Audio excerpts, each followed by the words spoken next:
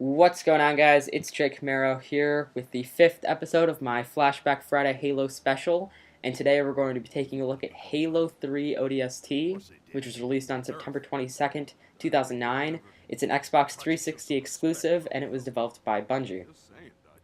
Now, first of all, I'm sorry I did not get this episode up yesterday. I know I've been saying that a lot lately, but I have a real excuse this time. I was at my cousin's pretty much the entire night after I got out of school, and I had no chance to record or commentate on this. So I'm just doing it on Saturday afternoon, and I'm hoping to have it uploaded by sometime Saturday. So it's just a day delay. And sometimes if I don't put an episode up on Friday, I just wait until the next Friday, but I really have to get episodes up every Friday from now on, because if I do Halo Reach next Friday, and the Friday after that do Halo Combat Evolved Anniversary, the following Tuesday is November 6th, which is when Halo 4 comes out, and I want to do all these episodes before Halo 4 is released, because that's the entire reason me and Ryan started up this series, is to just kind of build anticipation for Halo 4 by kind of looking back on all the other Halo games. So Halo 3 ODST was a pretty different game. It was the first Halo kind of first-person shooter to not include Master Chief, and the entire structure of the game plays out very differently than Halo 1, 2, and 3. So pretty much just getting into the story. The story starts off, this is actually the very first cutscene of the game.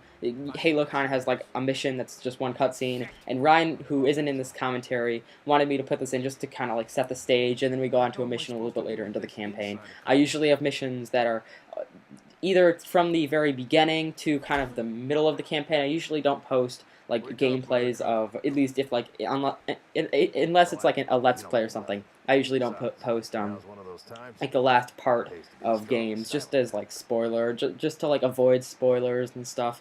So you're gonna be seeing gameplay of a mission. That's not very far into the campaign, a couple missions. But so it comes in right after Halo 2, like in the very beginning of Halo 2 actually, where Master Chief and everybody else is on the ship that jumps after the Prophet's carrier, and this is actually the carrier, and you're playing as the rookie, like a silent soldier who of course never shows his face, and so you're dropped into New Mombasa, which is on Earth, but right as you're about to board the carrier, a split-space rupture occurs, and the carrier jumps. Of course, that's what happened in Halo 2, and because your leader, Dare, who is on the right, Gunnery Sergeant Buck is on the left, and you actually get to play as pretty much all the characters. You don't get to play as Dare, but you get to play as all of the members of your squad, as well as yourself, obviously, in ways that I'll kind of talk about in a second. But Dare sets you off course on purpose to do like a secret mission, and I'm not going to tell you what that is because again I want to avoid spoilers. But you're in New Mombasa and you awaken as the rookie. You don't know where anybody is, and you're basically on kind of like a mystery type thing. The game layout is a little bit different than most Halo games, where it's just level by level. You're kind of dropped into like an open world, not really an open world, but you're dropped into New Mombasa at night, and it's pretty big. There's like audiophile collectibles that I got about a year ago, and to get across the city, I don't know, it doesn't take that long. There's some like hidden mongoose areas in some sections of the map, but it's not huge. But basically, you go around there finding different like objects that your team has left behind. Then you go play a flashback sequence as that soldier, which you see right here, and you kind of get to see what happened before you woke up, because you woke up the night after all this happens. Then the story, you eventually reunite with your squad and do some stuff, but I'm not gonna say anything about that. But the gameplay is quite a bit different. You're not playing as Master Chief, so you're not really like, okay, this game was developed because right after Halo 3, Bungie decided that they were going to leave Microsoft, because before Halo Combat Evolved launched, Bungie wasn't doing very good in terms of sales, and they they became like a partner of Microsoft, and Microsoft kind of like owned them and had the final say in anything. But they were making so much money from these Halo games that they wanted to kind of split off and do their own thing. So after Halo 3, they announced this. Microsoft basically said, yeah, you can leave us, but you have to do 2 more Halo games. That's what they kind of agreed. And one of which was Halo Reach, which was like the big project. But then a small section of Bungie actually broke off to do Halo 3 ODST, which is running on Halo 3's engine. It's actually, besides Halo Combat Evolved Anniversary, which is just like a remastered version, it's actually the only Halo game that's running on, it's the only the Halo 3 engine is the only engine that appears in a game twice. Now, the Halo 4 engine is based off the Halo Reach engine, but again, it's different. So the gameplay is quite a bit different.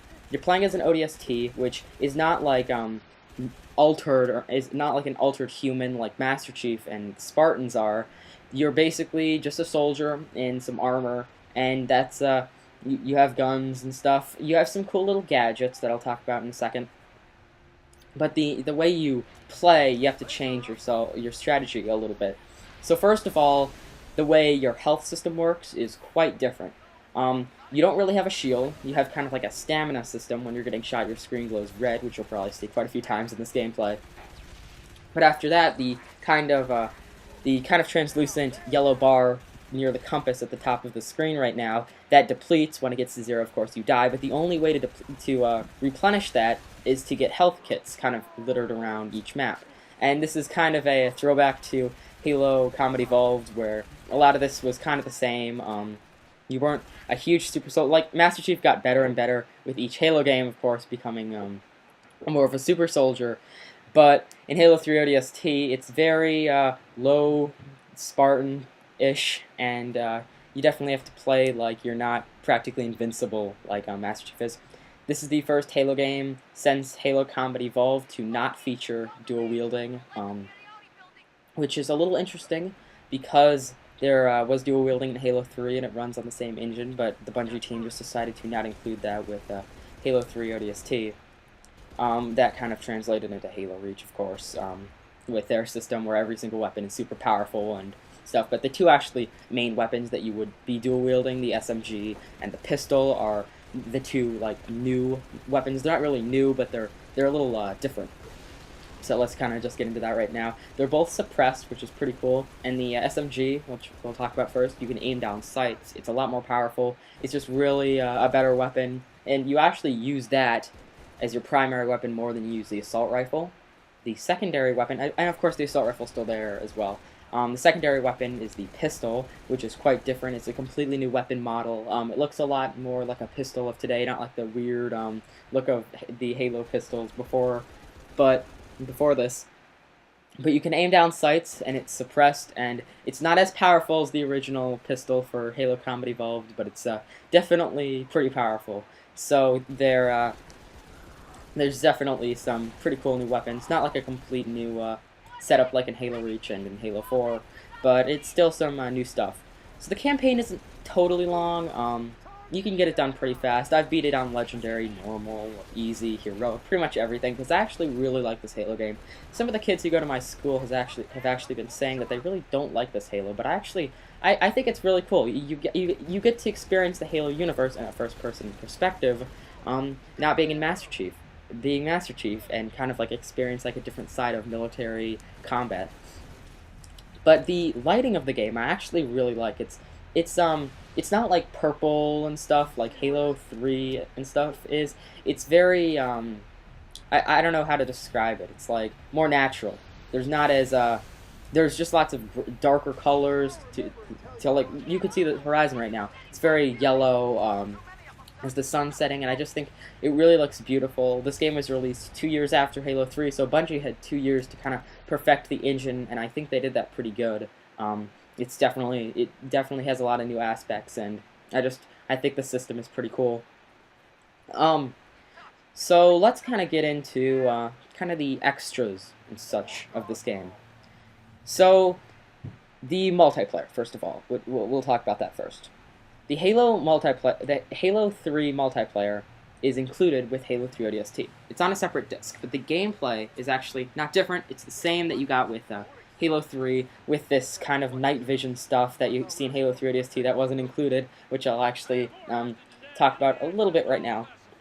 You basically press X, and you bring up this kind of radar, and not like a radar, like your visor kind of changed to this like night vision type thing, and you can see enemies outlined in red, and friendlies are outlined in green, of course. And I think it's just really cool because it's a very dark game, especially with the rookie segments in the at night in New Mombasa. So I really like that. It's just really cool, but it was kind of showed again in Halo Reach, but this is the only time you get to see this iteration of the night vision.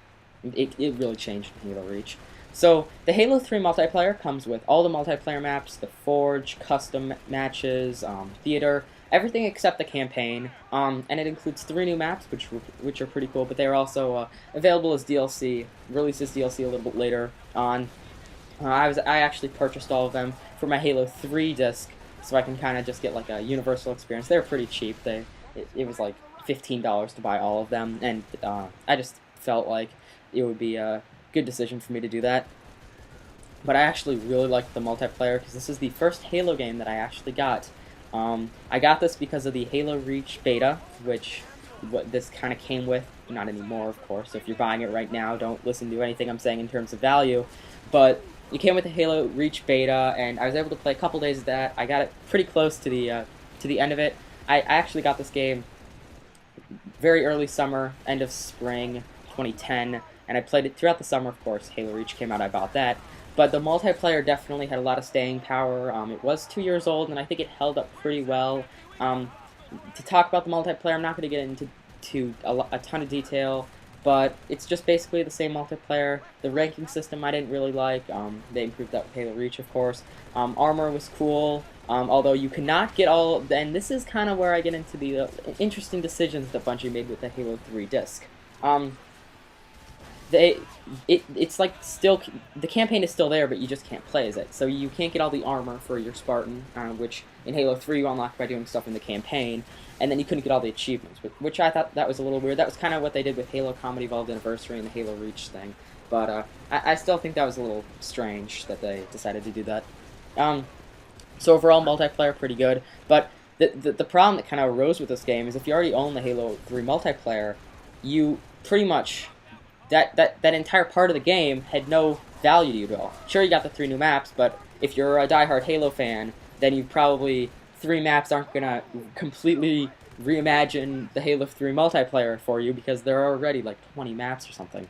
So the multiplayer, pretty cool, but if you already own Halo 3, there's no reason to look at it at all, except for the 3 maps, but you probably already purchased those anyway. So kind of the new thing that Halo 3 ODST had, because there was no multiplayer with the Halo 3 being included with it, they figured out this new system. They didn't invent it. They actually borrowed it off of Gears of War, but it's called Firefight. It's basically a wave-based survival mode that you can play with up to 4 friends, you and 3 other people, so 4 people total. And you basically are in like a enclosed environment. They're all from the campaign. So actually, where I'm playing right now is one where you can play Firefight in.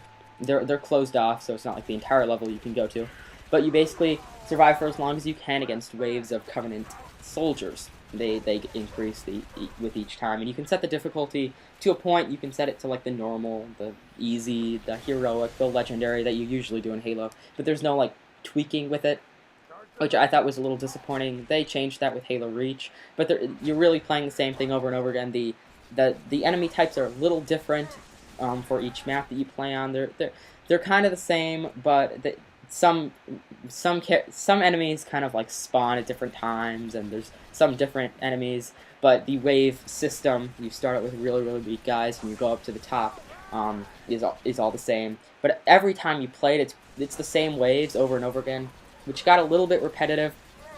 There were a handful of maps, I think about 10, give or take a couple, but they had a little bit of staying power, and playing it with friends definitely made it better. But once you beat all the 4 maps and you're playing against the same waves over and over again, it got a little bit repetitive, and I wish that they would have included some sort of modifier, just changing like which enemies come in which waves and stuff like that, just as simple as that.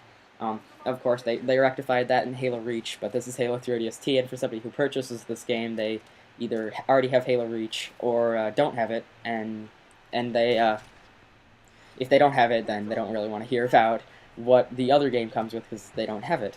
But so Firefight, a pretty cool game mode. I actually got one of the vidmasters. I was doing the I forget the name of it, but you have to hold out for a long time on heroic difficulty, and we actually lagged out at the very end, which I was really we died at the very end, and I was really disappointed about that. The vidmasters were pretty cool, which I'll kind of go and talk into a little bit. Now, since this game came out, 343 Industries, who's now in charge of the Halo franchise, has added recon for everybody.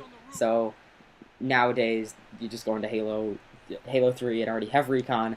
But you basically did these vidmasters, which were across Halo 3 ODST and Halo 3, and once you got all of them, you actually got the recon helmet for Halo 3 multiplayer, which was pretty cool. Since recon was kind of like the there's really nothing to compare to in Halo Reach, but it was an armor configuration only available by with Bungie, and whenever you saw recon, it was always Bungie employees.